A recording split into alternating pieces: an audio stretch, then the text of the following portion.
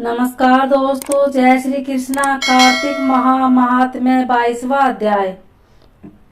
22वें अध्याय की जब लिखने लगा हूँ बात, श्री प्रभु प्रेरणा प्राप्त कर कमल आ गई हाथ। राजा पृथु ने नारद जी से पूछा, हे देव ऋषि, कृपया आप अब मुझे यह बताइए कि वृंदा को मोहित करके विष्णु जी ने क्या किया और फिर वह कहाँ गए।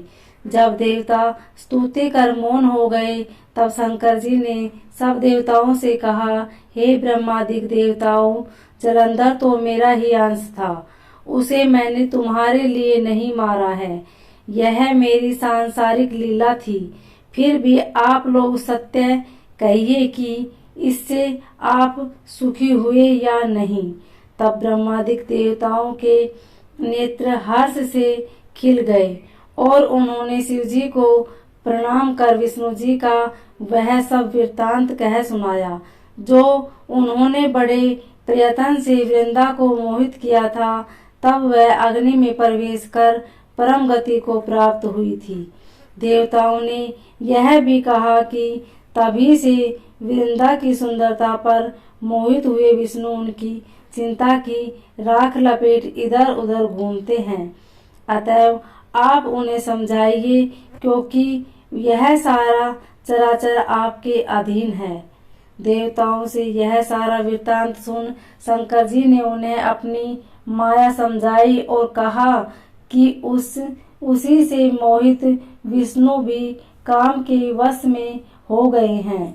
परंतु महादेवी उमा त्रिदेवों की जननी, सबसे परे वह मूल प्रकृति परम मनोहर और वही गिरिजा भी कहलाती है। अतएव विष्णु का मोह दूर करने के लिए आप सब उनकी शरण में जाइए। शंकर जी की आज्ञा से सब देवता मूल प्रकृति को प्रसन्न करने चले। उनके स्थान पर पहुंचकर उनकी बड़ी स्तुति की। तब यह आकाशवाणी हुई कि हे देवताओं, मैं ही तीन प्रकार से तीनों गुणों से पृथक होकर स्थित सत्य गुण से गोरा, रजोगुण से लक्ष्मी और तमोगुण से ज्योति रूप हूँ। अतएव अब आप लोग मेरी रक्षा के लिए उन देवियों के पास जाओ, तो वे तुम्हारे मनोरथों को पूर्ण कर देगी।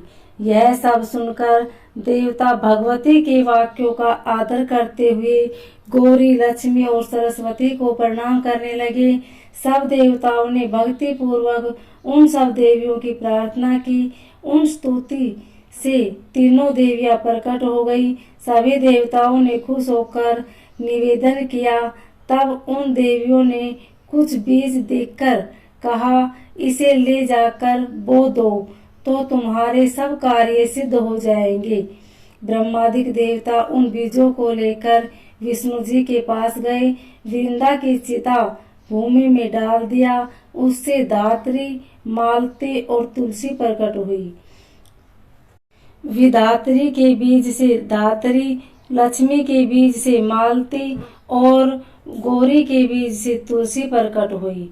विष्णु जी ने जो ही उन स्त्री रूप वाली वनस्पतियों को देखा, तो वे उठ बैठे। कामासक्त चित्त से मोहित हो उनसे याचना करने लगे। धात्री और तुलसी ने उनसे प्रीति की। विष्णु जी सारा दुख भूल देवताओं से नमस्कृत हो अपने लोक वैकुंठ में चले गए। वह पहले की तरह सुखी होकर शंकर जी का स्मरण करने लगे। यह आख्यात शिव जी की भक्ति देने वाला है। बोलिए श्री हरि विष्णु।